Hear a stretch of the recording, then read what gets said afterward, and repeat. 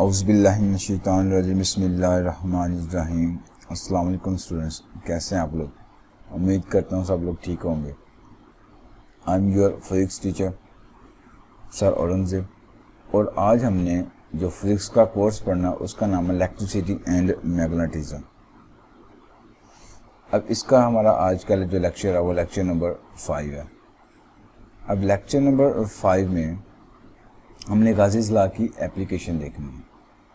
हमारा जो lecture number 4 था, लेक्चर नंबर 3 था, वहाँ पे हमने इसकी एप्लीकेशंस के बारे में ही स्टडी किया था। आज जो हमारी एप्लीकेशंस के एप्लीकेशन नंबर 3 है कि electrical field due to infinity non conducting sheet of charge along planar symmetry.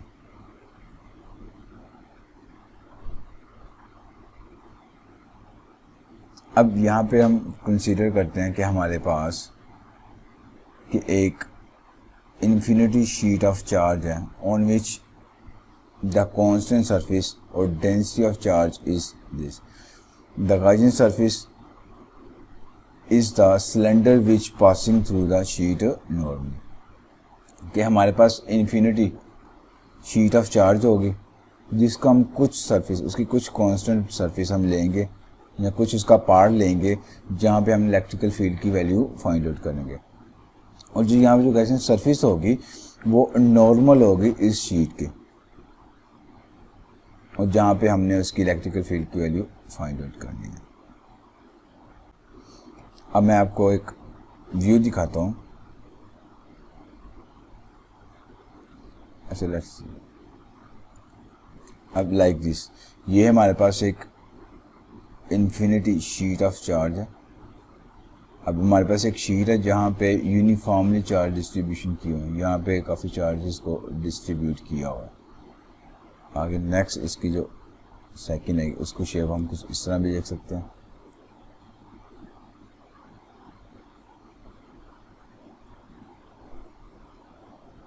अब यहाँ पे ये P पॉइंट वो वाला पॉइंट है जहाँ पे हम चाहेंगे अगर इस पॉइंट पे हमने इसकी इलेक्ट्रिकल फील्ड को देखना है, और यहाँ पे ये शीट से लेके इस पॉइंट तक का जो डिस्टेंस होगा वो हमारे पास स्मॉल r के इक्वल होगा।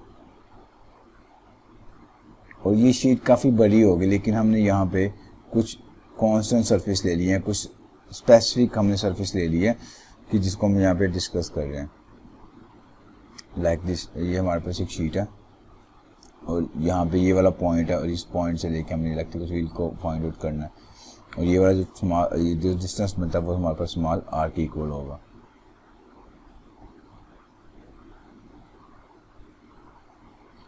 अब लाइक दिस, अब यहाँ पे हमारे पास ये जो शीट है उसको हम दूसरी शक्ल में अगर देखना चाहें तो कुछ इस तरह करके हमें एक शीट नजर आएगी। इसमें सारे ये पॉजिटिव चार्जेस होंगे इस शीट के ऊपर, और हमें पता है कि हमारे पास जो पॉजिटिव चार्ज होते हैं उसकी जो इलेक्ट्रिकल फील्ड होती हैं वो आउटवर्ड होती हैं, वो मतलब बाहर की तरफ निकलती है। मतलब इस तरफ भी इलेक्ट्रिकल फील्ड निकल रही होंगी और इस तरफ भी हमारे पास इलेक्ट्रिकल फील्ड जो होगी वो निकल रही होंगी।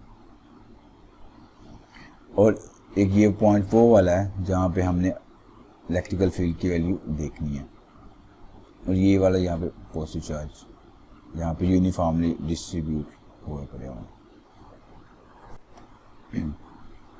अच्छा, और हमारे पास अब ये वाला जो पॉइंट है, अगर यहाँ पे हमने देखना हो कि अगर इस पॉइंट और इस पॉइंट पे क्या इलेक्ट्रिकल फील्ड इसमें इफेक्ट कर रही होती है या इसकी इलेक्ट्रिकल फील्ड कैसे होंगी उसको देखेंगे। अब ये लास्ट वाले लेक्चर में हमने देखा था कि अगर यहाँ से जब इलेक्ट्रिकल फील्ड लाइन और यहाँ पे इलेक्ट्रिकल फील्ड लाइन आ रही होगी, इनका जो परपेंडिकुलर इफेक्ट होगा वो तो कैंसिल आउट हो जाएगा, और इसके जो पैरेलल होगा इस वाला वो वाली इलेक्ट्रिक फील्ड हमें यहाँ पे मिलेगी। आगे हम नेक्स्ट देखते हैं कि लाइक दिस, अब हमारे पास जो सिलेंडर है, जो गैसियन सरफेस होगी वो इसके नॉर्मली होगा, मतलब इसके परपेंडिकुलर होगा। लाइक दिस, इसका कुछ सिलेंडर करके शक्ल होगी। अब यहाँ पे अगर हम देखें कि इसका कुछ हम साइड्स में कन्वर्ट कर देंगे, एक ये वाली, ये वाली, ये वाली, और यहाँ पे हम इसके टोटल फ्लक्स की वैल्यू फाइंड आउट करेंगे। यहाँ पे फ्लक्स कितना निकल रहा है, यहाँ पे फ्लक्स कितना निकल रहा है, यहाँ पे फ्लक्स कितना निकल रहा है। हम यहाँ पे फिर जब फ्लक्स निकलेगा उसको ओवरऑल हम क्या करेंगे, उन्हें एड अप कर देंगे, उसे ऐड कर देंगे, और हमारे पास टोटल फ्लक्स की वैल्यू निकल आएगी लाइक दिस, इस तरह करके कि अगर मेरे पास एक इस साइड पे बनती है, एक इस साइड पे सरफेस, एक ऊपर एक नीचे, डिफरेंट हमारे पास जो साइड्स होंगी वहाँ पे टोटल फ्लक्स की वैल्यू फाइंड आउट करेंगे लाइक दिस, कुछ इस तरह करके हमारे पास इनर, आउटर और आउटर वाल जो हमारे पास होगी वो सब का ओवरऑल हम इसका फ्लक्स निकाल लेंगे और उसकी वैल्यू को फाइंड आउट कर लेंगे।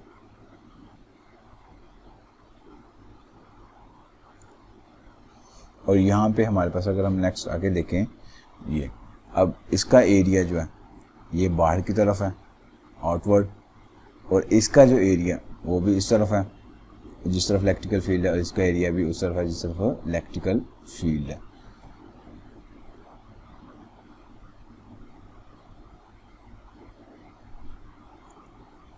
अब हम चलते हैं अपने टॉपिक की तरफ। अच्छा, अब हम देखते हैं सर कि हमारे पास late E is the electrical field and A is the area of cross section, कि हमारे पास यहाँ पे जो सिलेंडर पड़ा हुआ है उसका जो एरिया है वो क्रॉस सेक्शन एरिया एक ही इक्वल होगा। यहाँ पे जो इलेक्ट्रिकल फील्ड है इस शीट की वजह से उसको हम E से डिनोट करेंगे। Cross section area of the cylinder as electrical field is along the normal to the sheet of charge, कि यहाँ पे हमारे पास ये जो सिलेंडर है वो इस शीट के नॉर्मली है, मतलब उसके परपेंडिकुलर है। Therefore electrical flux through the curve surface of the cylinder is 0। कि यहाँ पे हमारे पास जो सिलेंडर है उसका जो कर्व सरफेस होगी वहाँ पे इसका जो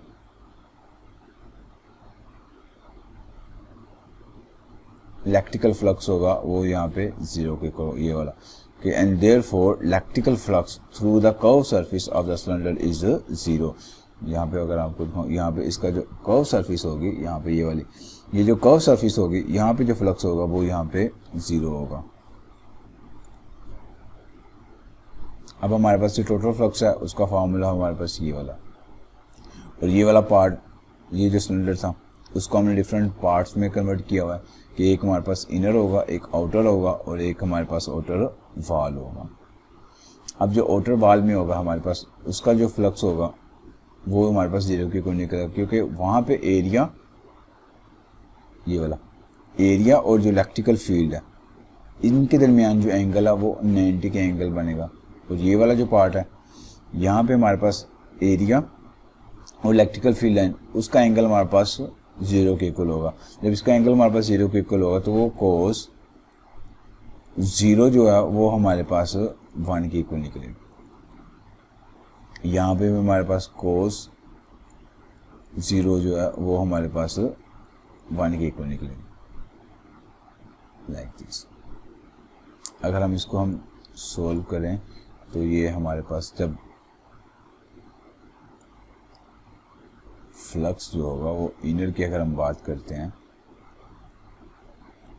इनर फ्लक्स की जब अगर हम बात करेंगे तो वो हमारे पास कुछ इस तरह करके E डॉट डी। अब जो इनर की वजह से जो फ्लक्स होगा जब इसका ये डॉट प्रोडक्ट को रिमूव करेंगे तो डी ए और कोस थीटा आएगा। अब यहाँ पे जो थीटा होगा वो हमारे पास 0 के इक्वल होता है।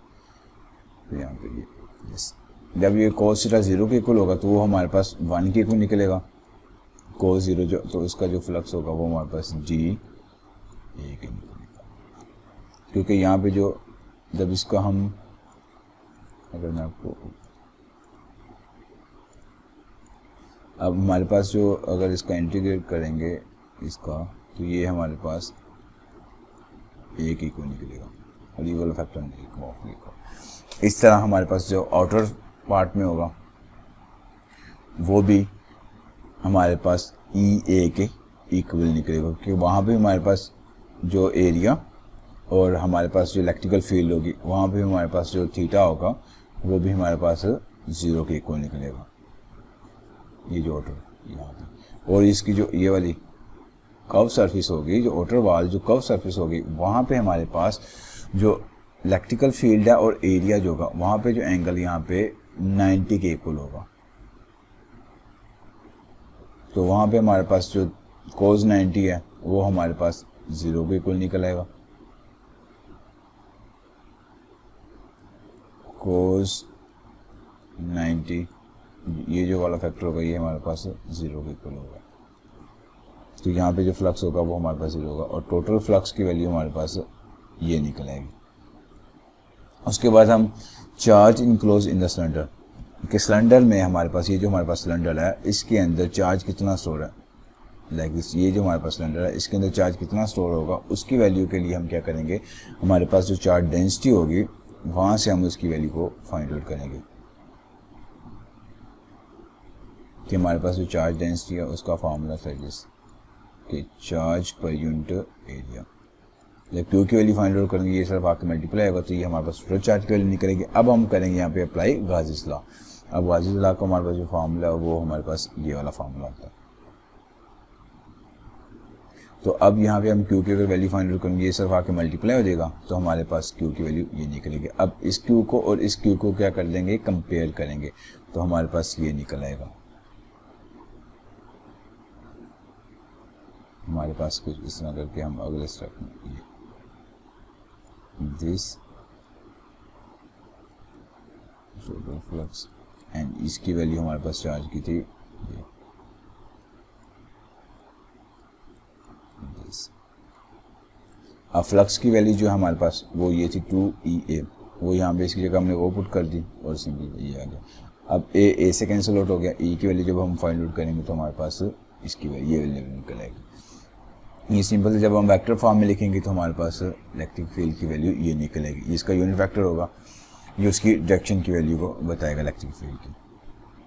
अब यूनिट वेक्टर ये जो हमारे पास ये यूनिट वेक्टर है ये नॉर्मल होता है टू द शीट, कि ये जो हमारे पास शीट है उसके नॉर्मल होगा यूनिट वेक्टर और इसकी डायरेक्शन जो है वो हमें इलेक्ट्रिकल फील्ड की डायरेक्शन बताएगा ये यूनिट वेक्टर, कि this is the value of the electrical field at any point close to the infinity non-conducting sheet of charge along planar symmetry, कि ये हमारे पास इलेक्ट्रिकल फील्ड की वैल्यू किस एट एनी पॉइंट, कि हम किसी भी पॉइंट पे अगर हम उसकी इलेक्ट्रिकल फील्ड फाइंड आउट करना चाहते हैं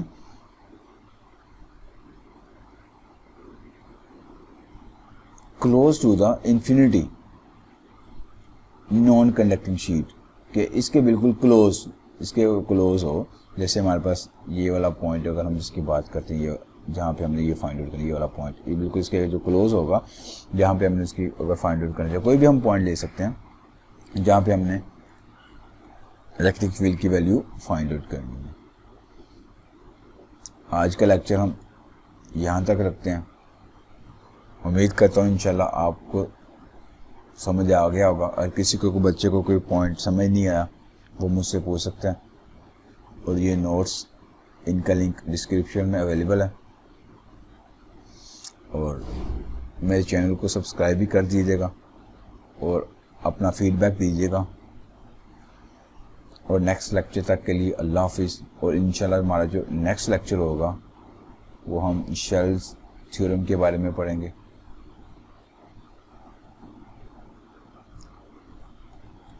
ओके, अल्लाह हाफिज़।